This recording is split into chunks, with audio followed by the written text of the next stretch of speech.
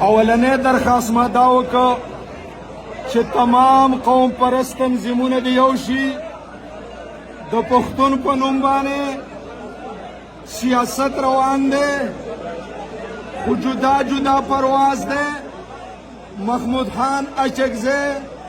ایمل ولی خان منظور پشتن محسن داول او نور د پښتنو په نوم چې سیاست کوي دا د یوې کمرې ته ننوځي قرآن دی وکي عهد دی وکي طلاق دی وکي چې د پښتون په نوم به سیاست نه کوو د پښتون مسله به حل کوو دوی چې قرآن او طلاق وکړه بیا د دې پښتنو چې کوم سیاسي او مذهبي لیډران دي مولانا فضل الرحمن سراج الحق اسد قیصر د پیپل پارټۍ مشران او د مسلم لیگ د دې صوبې مشران دا د ځان څخه په یوه کوټه کې کښېنئ قرآن او طلاق دې وکړي چې موږ به د پښتون مسله په یو پیج اوچتوو چې کله پښتون کې ملي وحدت پیدا شو قومي وحدت پیدا شو دې پښتون خو انګریز غلولی دی دا لا څوک دي تکبیر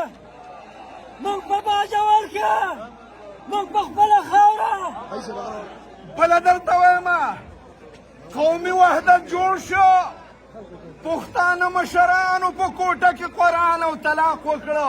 اوس به دویم کار څه کوو تقریرونه به نه کوو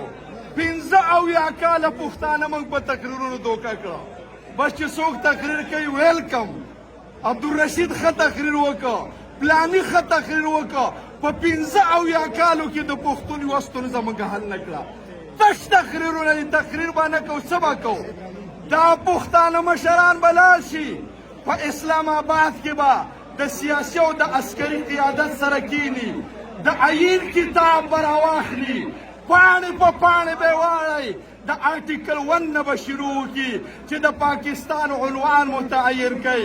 آرټیکل 2 ته به راشي چې د پاکستان جغرافیه متعین کوي آرټیکل 3 ته به راشي چې د پاکستان نظام متعین کوي آرټیکل 4 ته به راشي چې ماته کوم حق راکوي آرټیکل 9 او 10 ته به لاړ شي دې واکدارانو ته به موږ ووایو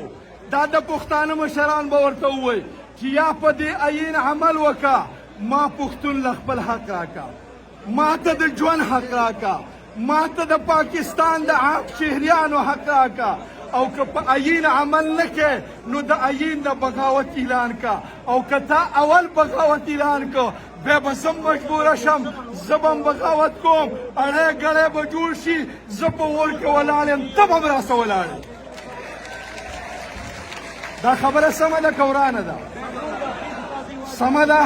اوس زه تاسو نه تپوس کوم چې محمود خان اچکزی شي مولانا فضل الرحمن شي سراج الحق شي ایمل ولی خان شي اسد قیصر شي د پیپل پارټۍ مشران شي شیرپاو شي د مسلم لیگ نون مشران شي او په اسلام آباد کې د دوی سکینی او دا سترګې ورته سرې کړي او ورته ووایي چې یا په عین دستخط کوه یا د عین نه بغاوت کوه دوی به بله وکړي رښتیا ووایي زما وروڼو د مسلې حل دا دی که حل کوئ که نه حل کوئ راځو په چوکونو کې به تقریرونه کوو خبرې به کوو خو حل کېږي نه حل یې دغه دی چې ملي وحدت به جوړی تقریر به نه کوو په اسلام آباد کې به په عین فیصله کې دا خبره ټیک ده که نه ده موږ د دې صوبې ټول پښتون قیادت ته دعوت ورکوو د باجوړ له طرفه چې یو شئ او زما وروڼو په دې ورځ باندې چې د 3 جولایي کومه سانحه شوې ده 2,500 لاشونه مو اوچت کړي دي 80 شهیدان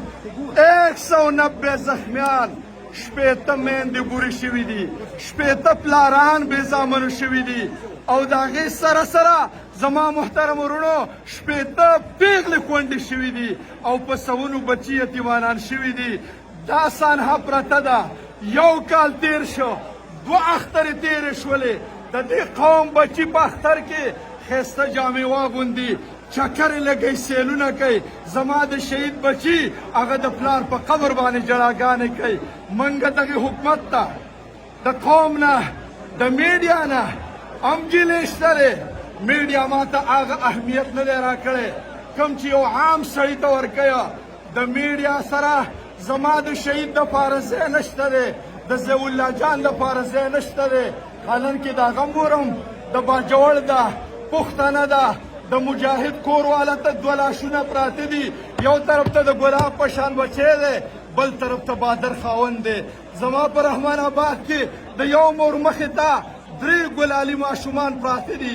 2 مړه دي او یو په وینو کې تړپېږي. لیکن میډیا د دغه ظلم تصویر کشي نه کوي. خو موږ دا خبره واضحه کوو، زما ملګري د چا نه ګیله نه کوي چې تا زما د شهید نوم یاد کو یاد دې نه کو. موږ په خپله باندې پوره یو. الحمدلله په دې ملک کې د علماو دومره پاور دی چې موږ د شرافت نه کار اخلو، موږ د خاموشۍ نه کار اخلو، موږ د پاکستان د استحکام خیال ساتو. خو که په دې خاوره د مولایي نه په دغسې بېدردۍ سره تویېږي نو زما سره داسې افشل شته که هغه افشل ما اختیار کو والله چې په برطانیه کې به رانه خلاص شي.